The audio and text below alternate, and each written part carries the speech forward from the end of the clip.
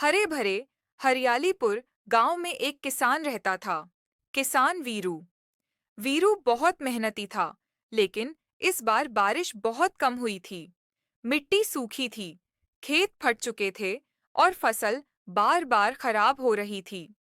वीरू अक्सर आसमान की ओर देखकर कहता, हे भगवान, इस बार मेरी फसल बचा लेना।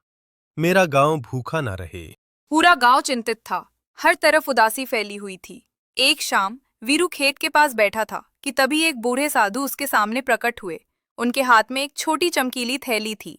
साधु बोले, वीरू, तुम्हारा दिल साफ है, इसलिए ये 3 जादुई बीज तुम्हें दे रहा हूं। ध्यान रखना, पहला बीज मेहनत को पहचानता है, दूसरा बीज सच्चाई को, तीसरा बीज इंसानियत को। वीरू ने श्रद्धा से बीज ले लिए। अगली सुबह वीरू पहला बीज बोने गया।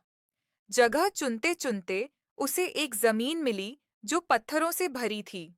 गांव वाले बोले, अरे, यहाँ बीज नहीं उगेगा। लेकिन वीरू ने हार नहीं मानी।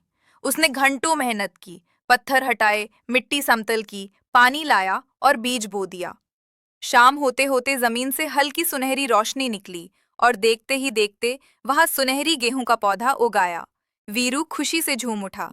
अगले दिन वीरू दूसरा बीज लेकर निकल पड़ा। रास्ते में उसे एक छोटा लड़का मिला जिसका पानी का घड़ा टूट गया था। वो रो रहा था। वीरू ने अपना पीने वाला पानी उसे दे दिया, जिससे बीज बोने में देर हो गई।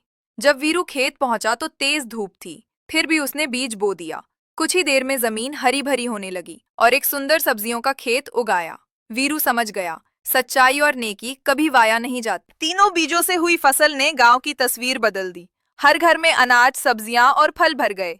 गांव के लोग खुश हो गए और हरियाली फिर लौट आई।